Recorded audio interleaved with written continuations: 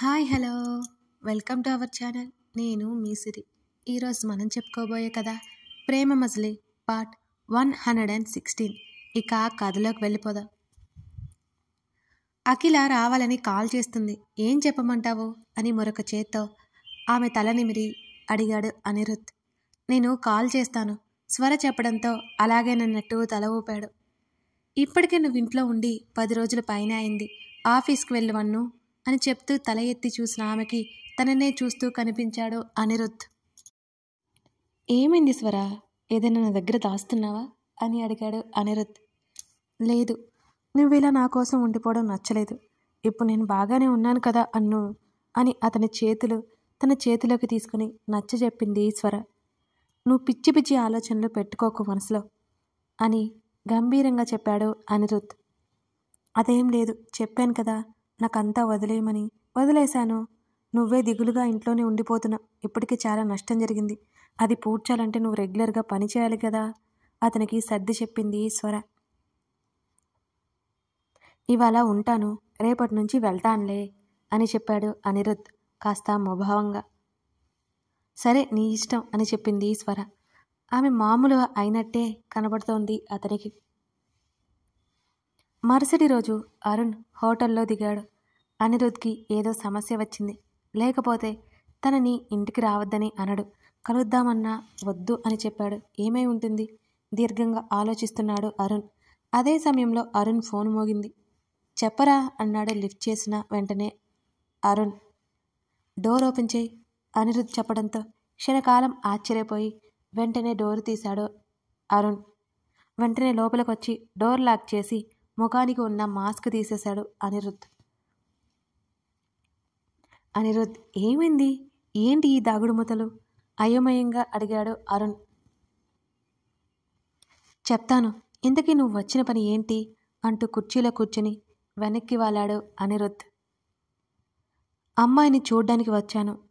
నేను ఓకే అంటే mummy daddy వస్తారు, లేకపోతే మళ్ళీ చెక్ చేయాల్సి ఉంటుంది అని పెదవి విరిచాడు అరుణ్. పెళ్లి చూపులా అని అడిగాడు అనిరుద్. ఆల్రెడీ ఫోన్లో చూసుకోవడం మాట్లాడుకోవడం అన్నీ అయిపోయాయి. తను చూడాలి అంది. ఇద్దరం ఒకరికంటే ఒకరికి ఇష్టమే అని చెప్తూ చిన్నగా నవ్వాడు అరుణ్. మొత్తానికి సెటిల్ అయిపోతున్నావన్నమాట నవ్వాడు అనిరుద్. నా ఫ్రెండ్ ఎప్పుడో ఓ ఇంటివాడైపోయాడు, మరి నేను అవ్వొద్దా ఏంటి అని కళ్ళు ఎగరేశాడు అరుణ్. కాసేపు ఆ విషయాలు మాట్లాడుకున్న తర్వాత చెప్పు అనిరుద్, అసలు ఏం జరుగుతుంది అని అడిగాడు అరుణ్.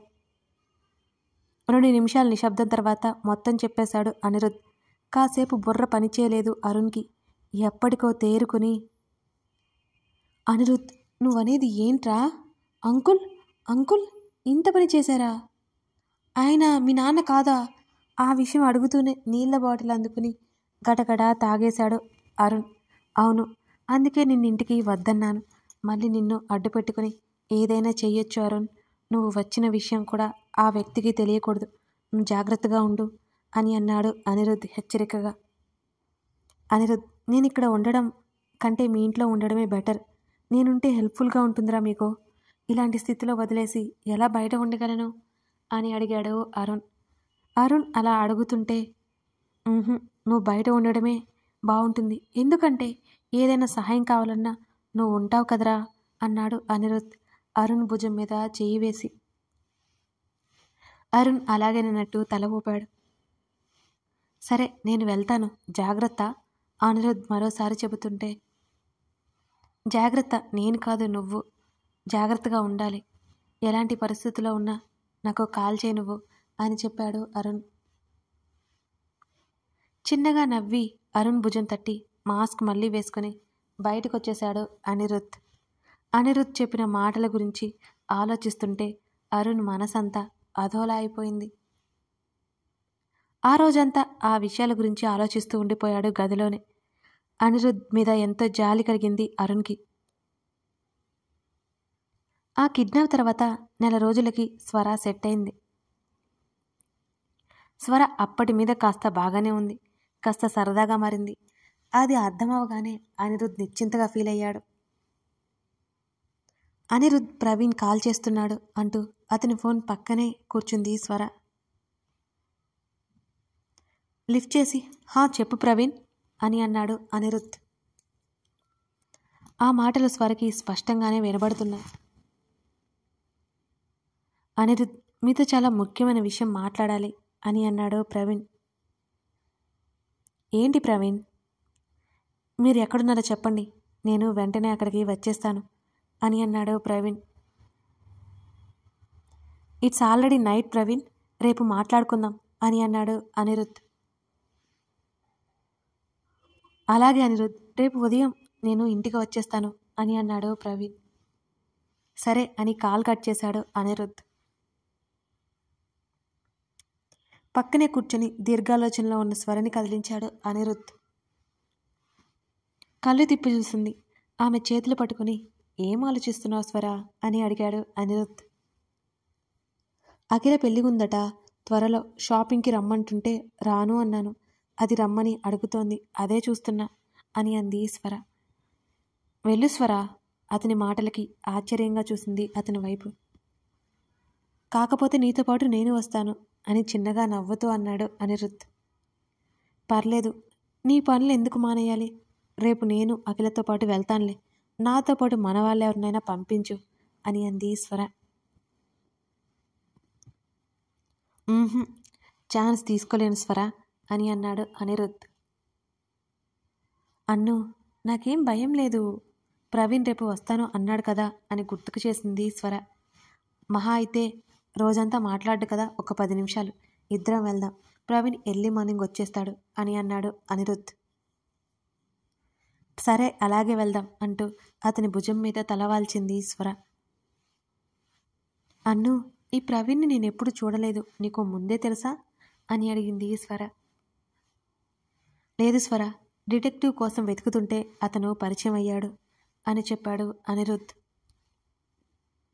డిటెక్టివా, ఎందుకు? స్వర అయోమయంగా అడిగింది. అంతవరకు వచ్చాక స్వరకి తెలిసినా పర్లేదనిపించింది అనిరుద్కి. నీ మీద హత్యా ప్రయత్నం జరిగింది కదా స్వర, మనం రామ్నాథ్ అంకుల్ వాళ్ళ ఊరు వెళ్ళినప్పుడు హత్యా ప్రయత్నం జరిగింది నీ మీదనే అతను చెప్తుంటే స్వర ఏమాత్రం ఆశ్చర్యపోలేదు.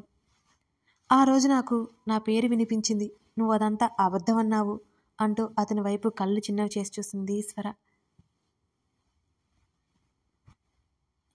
నాకు కూడా నీ పేరు వినిపించింది, ఆ తర్వాత ఆ పని ఎవరు చేశారో మా డాడీ అని చెప్పి టక్కున ఆగిపోయాడు అనిరుద్. ఒక్కసారిగా ఏదో భారమైన అలా అతని గుండెని తాకిన ఫీలింగ్ కలిగింది. అతని చేతి మీద నొక్కి వదిలింది స్వర. అదే అతనికి అప్పగిస్తే అదేం లేదని ఎవరో దారిన పోయే వాళ్ళని నమ్మించాడు. నాకెందుకు అలా అనిపించలేదు, ఎందుకంటే నీ పేరు విన్నాను, అందుకే ప్రవీణ్ని పిలిపించి పని పురమాయించాను. ఆ రోజు నిజం తెలిసింది. అతను చెప్తుంటే స్వర కళ్ళు ఆశ్చర్యంతో పెద్దవయ్యాయి. అన్ను, ఎవరు నన్ను చంపాలి అనుకున్నది ఎవరు అని అడిగింది స్వర. ఆమె ముఖంలో ఏమాత్రం ఆతృత లేదు. ఆ వ్యక్తి ఆమెకెవరో తెలిసినట్టే అనిపిస్తోంది. బలరాం, మెల్లిగా అన్నాడు అనిరుద్. అది ఊహించిందే కాబట్టి స్వర పెద్దగా ఆశ్చర్యపోలేదు. అంతేకాదు, నీ మీద నీకే తెలియకుండా మరో 2 సార్లు కూడా హత్యా ప్రయత్నం జరిగింది, పూజ కూడా చేసింది, అన్నిటి నుంచి బయటపడ్డా స్వర. ఆమె చెంప మీద చేయి వేసి ఆమెని చూస్తూ అన్నాడు అనిరుద్. ఆ రోజు అతని ప్రవర్తన గుర్తు తెచ్చుకోసాగింది స్వర.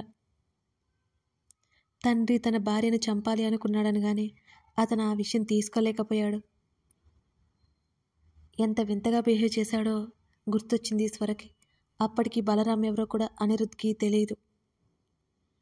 తండ్రికి తనకి మధ్య నలిగిపోయినట్టు అనిపించింది స్వరకి. అందుకేనా ఆ రైల్వే స్టేషన్లో కూడా అదోలా ఉన్నావు అని స్వర అడుగుతుంటే కాదు అన్నట్టు తల ఊపాడు అనిరుద్.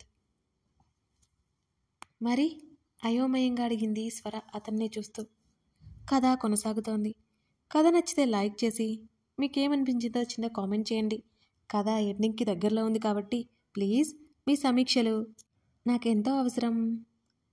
అలాగే మన ఛానల్ని కొత్తగా చూస్తున్నట్లయితే సబ్స్క్రైబ్ చేసుకోవడం మర్చిపోకండి. Thank you for watching this video. మళ్ళీ కలుద్దాం.